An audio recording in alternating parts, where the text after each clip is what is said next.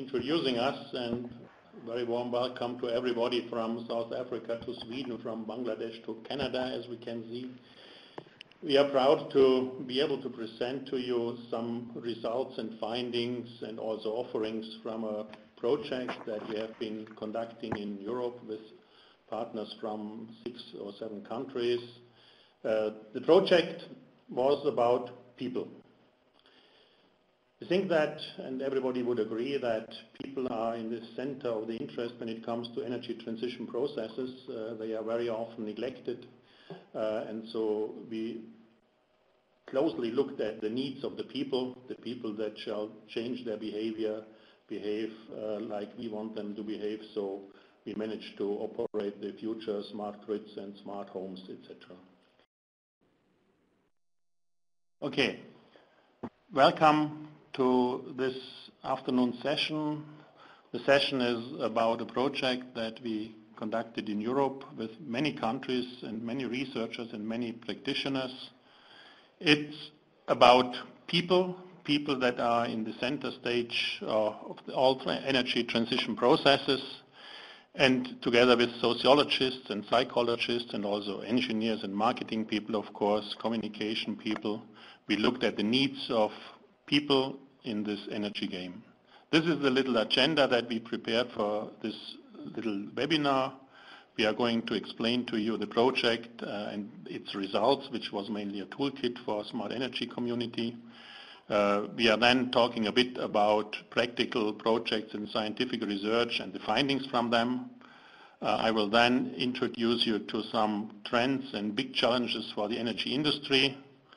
And finally, we give you quite some indication as to what you can really use the support for the innovative project and product development in utilities, and also, of course, for setting up new projects in that field. When people talk about energy and energy supply, mainly power supply, they often say like it's a triangle of the security of supply, of course economic efficiency of that, and also environmental standards, climate standards. But meanwhile, this turned out to be a tetraeder. The tetraeder, the top of the tetraeder is the participation, that is the involvement of the people. Looking at another pyramid, this is the pyramid of the European Commission, the set plan, the integrated roadmap, where on the top you also find the consumer, and literally every activity in Europe meanwhile recognizes that the consumer has to be taken into account. But the consumer as such is strange. People have very strange priorities. Maybe this is not even the strangest one. But if you look at people, if they feel smart, some would say that they want to switch the retailer every minute, others would use renewable energies, others want to be rewarded for their flexibility. Somebody would say, okay, I generate my energy at home and I call this to be smart, and others just want to save energy. So if you look at people, they are very different. And what we did, we looked at people in various roles. We said, okay, we look at the smart consumer. The smart consumer more or less is a person who wants to save energy and paying less than the smart customer. The smart customer is a person who wants to participate in the marketplaces, for example, by creating their own energy and feeding it into a grid, or by participating in some aggregation of flexibilities to better manage the grid. Then we looked at the people as being smart citizens, where smart citizens typically come in groups of quarters of a city or of villages. And in all these 3 roles, people behave different, even if they are in the same body. The ambition of the project as such was that we have to admit that one size does not fit everybody. If we want to approach people, we have to approach them with different means.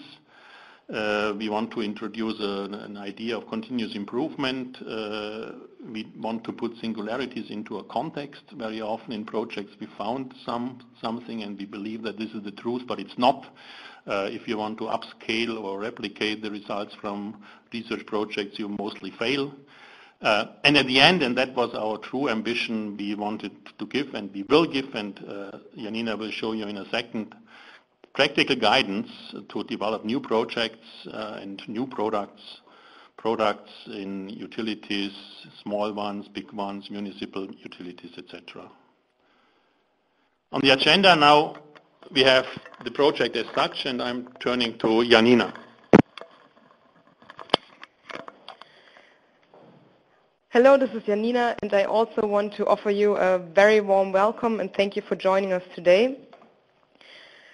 I will give you a very short overview of the S3C project as such, and I want to start at a little graphic that was kind of the starting point of S3C. You can see here the graphic that shows the smartness of energy-related behavior, and our starting point was that energy-related behavior, or the smartness of it, is mainly determined by habits, of course. People have energy habits, and if we want them to change their habits and become smarter, we have to activate them.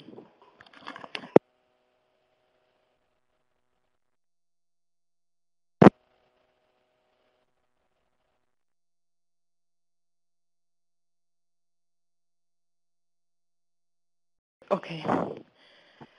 What we did in S3C, we looked not only at the activating phase, but also at the continuation phase. So you need to have, what we did in S3C, we found barriers and enablers as well as tools and guidelines for both to activate consumers as well as continue to engage them. And like Ludwig already said, for this we had the idea that a utility in the future would have to work with three types of end users: the smart consumer, who mainly wants to reduce their energy bill, so his main motivation is to save money. Then there's also the smart customer. He is a bit more active, but mostly motivated by I-centered motives, such as he wants to have a positive self-image, or he wants to save money also. And then we have the most active role in the future energy system, which is the smart citizen. And he has we-centered goals that actually go beyond just saving energy to also improving the quality of supply and supporting environmental protection. So this is the three end user types that a future utility would have to work with. And from that, we went and developed our toolkit, which was mainly done in 3 steps. The first step was doing a very extensive literature review that summarized the state-of-the-art theoretical and practical framework for engaging end users, and including a very good do's and don'ts session and don't know session, which you can see in our deliverable 1.1 if you're interested. And from that, we went to building up our S3C family of projects, where we engaged more than 32 smart grid projects all over Europe, and did a very in-depth case analysis, and they also helped us to find the first set of tools and guidelines that we then tested and validated with active partners all over Europe. So this is the 3 steps. A first step was the literature review, then we went to a case study analysis and building up a first set of tools and guidelines, and then the tools and guidelines were tested and validated in real-life pilot projects. Just some facts for S3C. Like we said, we did case study analysis with more than 32 European smart energy projects, and then they were tested and validated by 15 partners, which were active pilot projects at the time, and also by 5 utilities.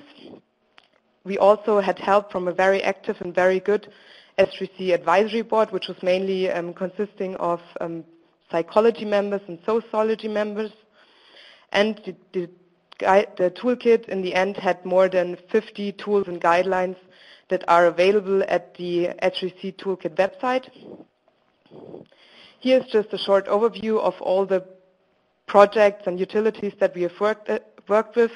As you can see on the map, we were really active in all of Europe, and what is also important to know is that the projects were really very different. So we, for example, had very small regional projects with just 10 houses, but we also had very big initiatives, including more than 10,000 residential end users. And from that, we developed our S3C tools and guidelines. Guidelines are actually provide a very good overview of a topic. They describe what you need to take into account when you start an engagement measure, and they also show the directions your journey can take. For example, we have guidelines on very different topics, such as co-creation, or one of our most popular guidelines is the guideline on gamification. The S3 tools are much more practical and actionable. They give you step-by-step accounts of how to engage people, and they can be as practical as an Excel tool where you can do a segmentation approach, or they can be as practical as a Word document to implement a postcard for the future. And who did we work with? These were our active pilots that really tested the S3C tools and guidelines. So it is important to know that these tools and guidelines were really taken and then implemented in other projects to really see if this approach would work. And after the test, the guidelines and tools were also adapted again to include the advice that we received from our active partners. And all our tools and guidelines are now available at the S3C Toolkit website. You can see it here, www.s3c-toolkit.eu.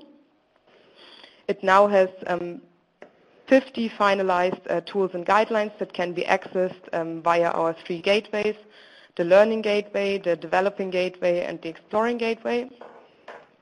And we would really invite you to have a look there and browse through the guidelines and tools that we have now online. With that, I'm going to hand to Philip. Hello from my side to everyone as well. I will present you the next chapter, which is about the findings from the practical projects and scientific research.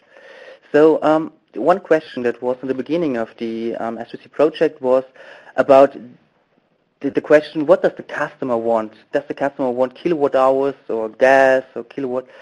To be honest, the customers do not need energy.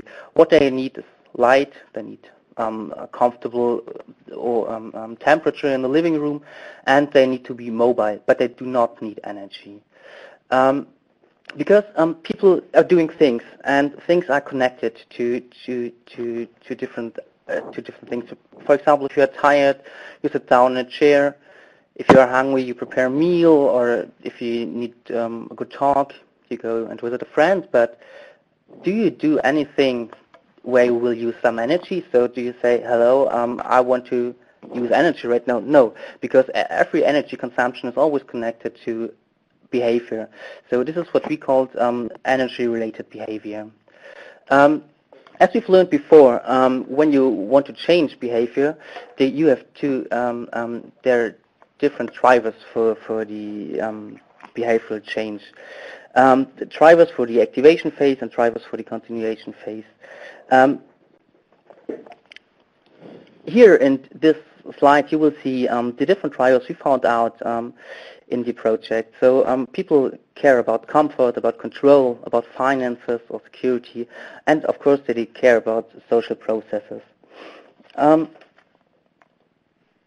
And as you've seen before, here we have the 2 phases, the activation phase for behavioral change and the continuation phase. In the activation phase, we give an input to behavior of people, and we want to have them to let them change their energy-related behavior.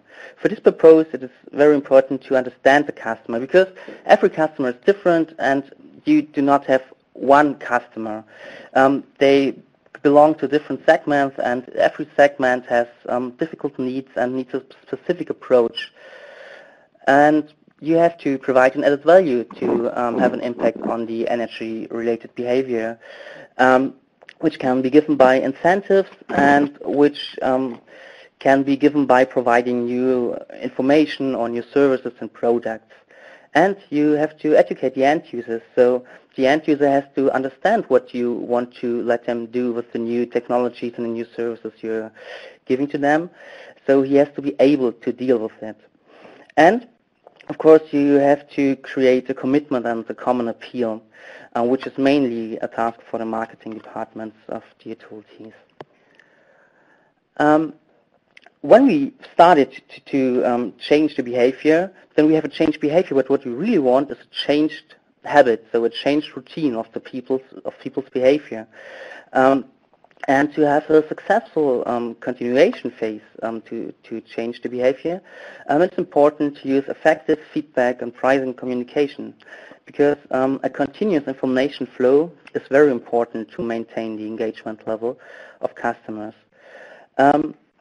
And of course, it is very important to use an intuitive design and to use easy-to-use plug-and-play solutions if it comes to new devices or to new services. So they have to be easy to understand and easy to use.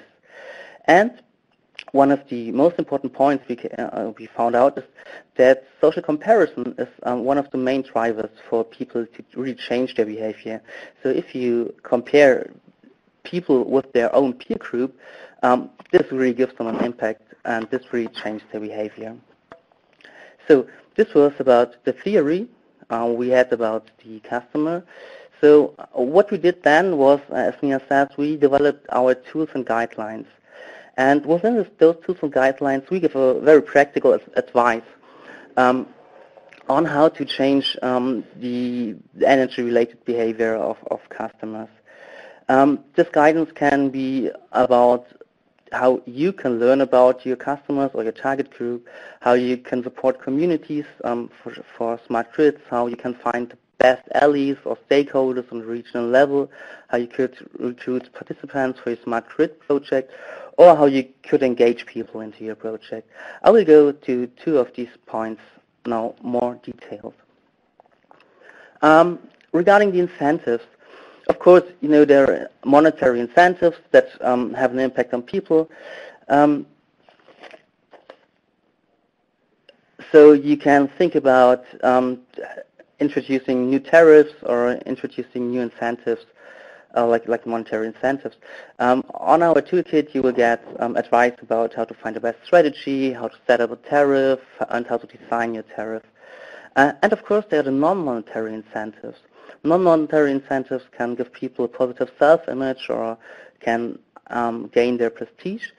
And there we also have a lot of guidelines that will explain you how to have an impact with non-monetary incentives on people's behavior. Let's look closer on the non-monetary and monetary incentives, because there's also a question what has stronger impact. And of course, you will have a very high impact if you pay people a lot of money to do something, but you only have the impact if you pay enough. If you pay just a bit, so if you have incentives with low or medium monetary awards, people do not react as strong on this as if you have social incentives or if you have incentives based on intrinsic motivation. So what I want to emphasize with this slide is that it's always that it will have a better cost-benefit ratio to focus more on social incentives. But this is one finding we also had. It is not possible to use only one incentive to have an impact on behavior. So it's always better to have a mix that fits your specific target group or segment you want to address. One example about motivation with social comparison, because we've talked about it, is that social comparison means that you compare your behavior to the behavior of your neighbors or your friends or your family, so of your peer group.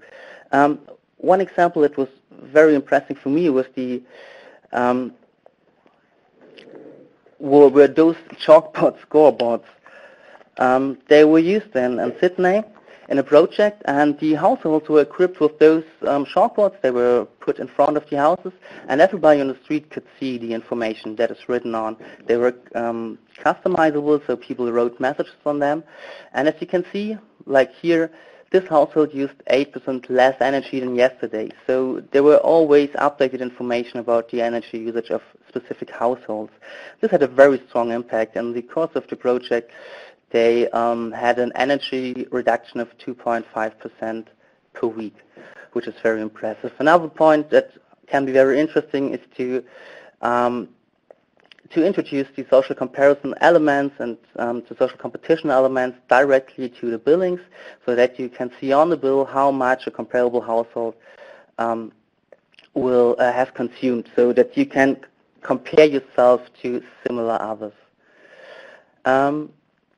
Another point that we stressed out in the project was the gamification approach, because gamification is not only a big issue in the energy sector, it's a movement or a trend that is going on in many different societal fields. And gamification is the idea of bringing game mechanisms to real life. So one project where we were trying those gamification approaches was in Alcochet. There was a secondary school, and on the school the pupils were asked to take part in a quiz and to learn about energy-related behavior and about saving energy and about energy efficiency. And then it was tested how which impact this had on their energy billings or on their energy consumption. And this was quite successful. And there's also a guideline called Gamification, which is available on the SVC website. So at this point, I will hand over to Ludwig again. Well, thank you. Now, what I'm trying... Well, now this is Ludwig again, and I'm going to talk about trends and challenges for the energy industry as such. Very often, and this is especially the case in the southern part of Germany, people try to become self-sufficient. They want to be autark, they want to be autonomous, they are able to create their own energy using photovoltaics. This man even puts a little nice windmill on the top of his roof, and in the basement he has lots of batteries. So he wants to become self-sufficient. This is a big trend, at least in Central Europe, but I think that's a trend worldwide meanwhile. And the question from a psychological or sociological point of view, what is it? What is behind that? Is it that they are afraid of not being supplied? Is it that they want to save money? Obviously not. To put such a windmill on the top of the roof, the most expensive way to create your energy, and the batteries are not that cheap, not at this point of time. So there must be something behind that. More or less, and we try to explain it with this wall, it's becoming independent from the demand, from the suppliers. In the back of the wall, we have the former suppliers, and we have the wall, and in front of the wall, we have the demand side, and the wall is high, and there are only little holes that we call outlets, and the supply side and the demand side cannot see each other, and more or less, they don't talk to each other. So the big trend now is to become a partner rather than just a demander, just a user or consumer.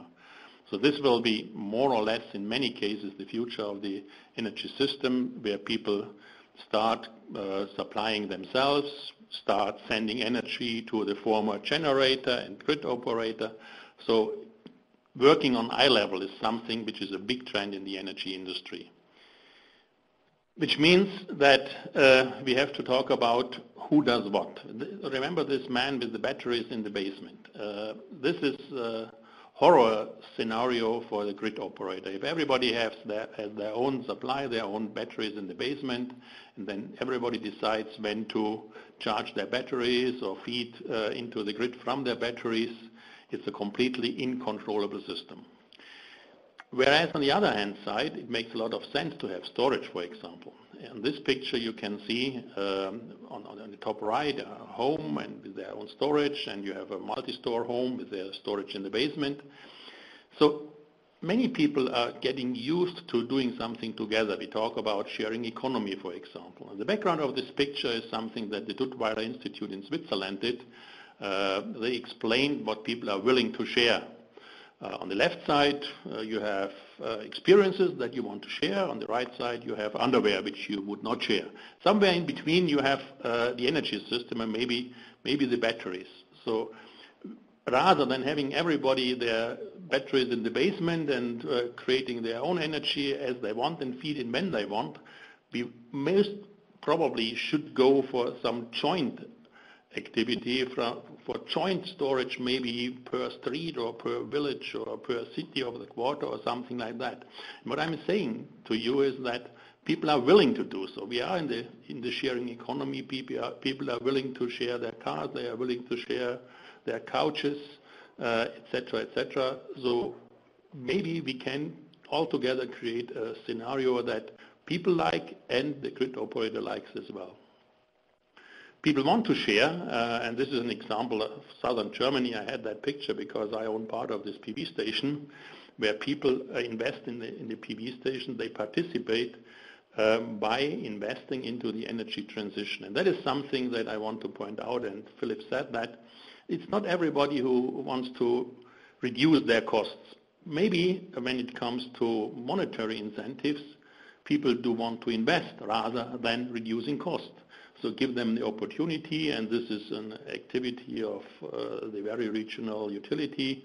They created a cooperative, and they let people invest in the cooperative, and the cooperative then, under the guidance and with the support of this regional supplier and grid operator, they operate this photovoltaic station.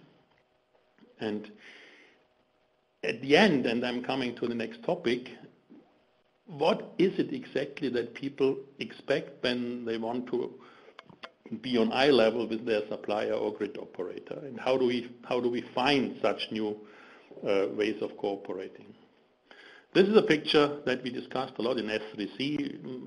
Most of you may know good old Maslow, the psychologist, and he created the triangle on the left where he said, okay, people have different levels of needs, starting from the physiological need where you need some warmth and something to eat, and once these needs are met, you go for security, you want to earn something, you want your own house, and you want health insurance, and then if that is met, you go on the third level where you have social needs like meeting your friends, traveling, mobility, etc. And you can even go higher.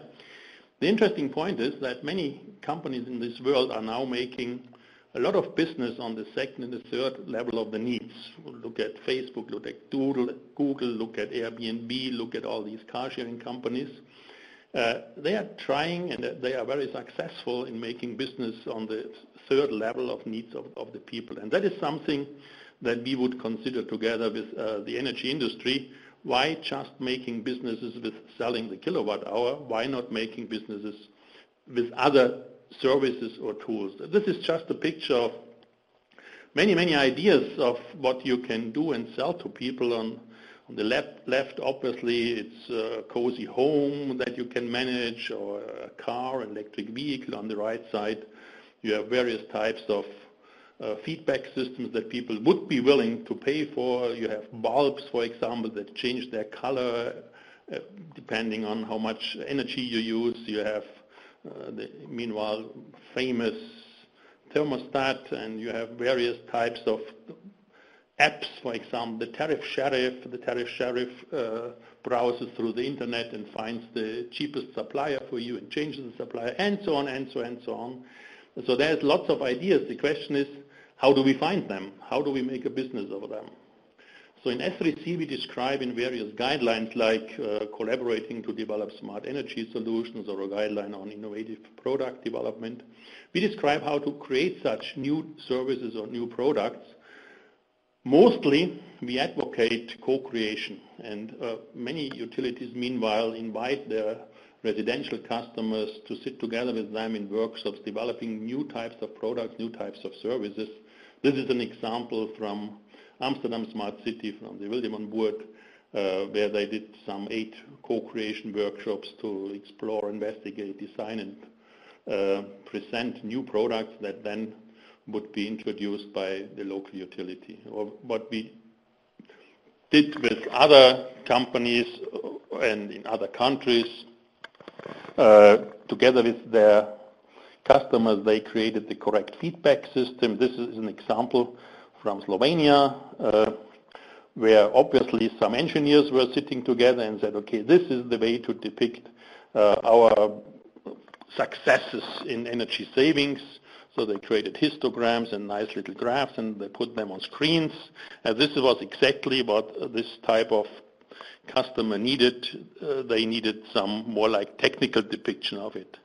Whereas in other cases, and this is an example from Sweden, who's 14, they said, okay, we want to show the extent of the energy efficiency by putting a candela in the entry hall, higher or lower. So this candela should show, okay, how are we doing towards energy efficiency. Then psychologists came and sociologists came and said, okay, you will be even more successful if you let people decorate this feedback system. So every 4 weeks or so, people would decorate this system, and it would attract even more attendance from the employees when they enter the city, this hall of their business office. In the framework of the S3C, we also did some tests for our guidelines, as Janina pointed out. For example, a guideline like innovative product development was tested in Switzerland with a utility of the St. Gallen city, where we moderated a one-day workshop together with the customers. It was like something like 10 or 15 small, medium-sized companies sitting together with their supplier and grid operator, thinking about new means to cooperate, creating some, I think at the end it was 25 new ideas, and they selected 8, and these 8 new products or cooperation schemes or joint projects are now being followed up. This is another example of what happened, not in the framework of S3C, but in this case in the framework of our company, Baum, together with our associated association, where we create regional energy efficiency cooperatives. More or less, there's a regional partnership. They create a fund in the form of a cooperative. People give money to this fund. From this cooperative, they invest into energy efficiency measures. They pay back by savings. Money flows back and can be used for further energy efficiency means, or flows back to the regional partnership. What I'm saying, people are willing to give their money for not only energy generation, but also for energy efficiency. And that is, for example, something that these SMEs in this St. Gallen, Switzerland case wanted to implement together with their supplier. If you take it a bit further, it's new tariffs, for example, and new services for your smart home, etc., etc. We did that with the Mainova, that is utility in Frankfurt in Germany. This is about innovative product development, and what you can see here, there are at least 4 concrete tools in the toolkit that help the product development departments of a utility to develop new innovative products, mainly and mostly together with their customers. Well, where are we? We are trying to introduce you to our findings, and there's of course a lot of more. When you go to the website, you can read studies. If you are interested in psychological backgrounds of behavior in energy, you read our famous deliverable 1.1. You can download it from the website. You get a lot of insight as to how people behave, what their needs are, and how you would react on their needs. But if you really want to get started, go to the website, check what you find. You can browse through the toolkits, through the deliverables, etc. So visit us on the website. If you Google S3C project, you will find us. There we had complaints. Complaints was, hey, you did a great job. You created so many good guidance and so many guidelines and tools. Which one should I use? And then we decided to create a tool which we at the end called personal notebook tool. More or less what you do, you answer some questions, you click something, and you choose what level of additional information you want. You save and you print your tailor-made S3C notebook, which is a PDF file.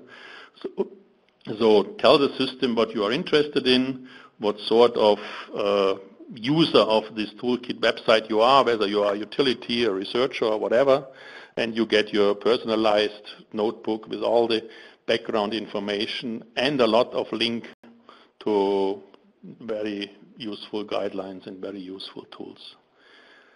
If you don't know what to do tonight, you may want to look on the website for an energy quiz.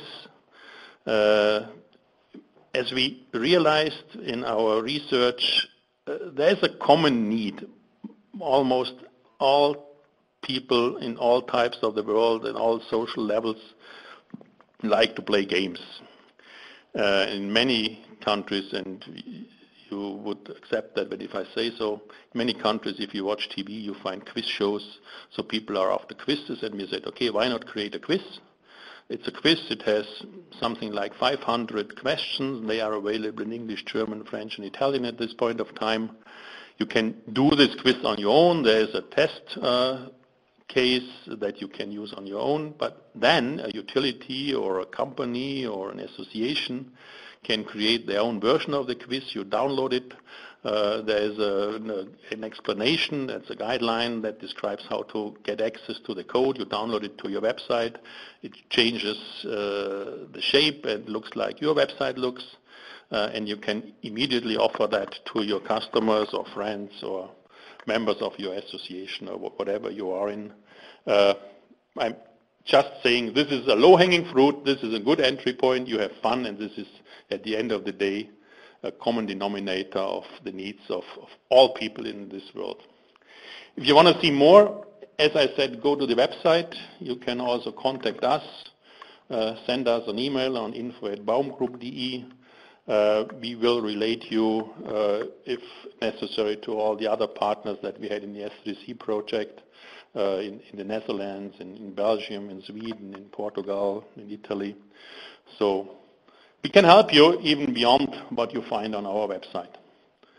So far, thank you for listening. I hope there was not too much problems with the technology and you could understand what we said, and we are open for your questions.